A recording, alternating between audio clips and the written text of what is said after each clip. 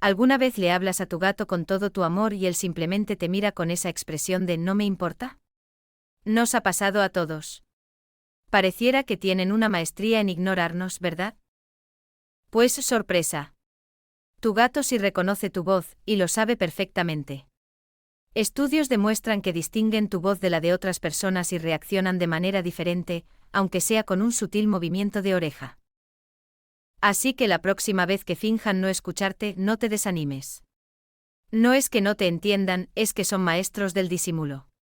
Siguen siendo nuestros adorables compañeros, solo que con un toque dramático. Háblales mucho,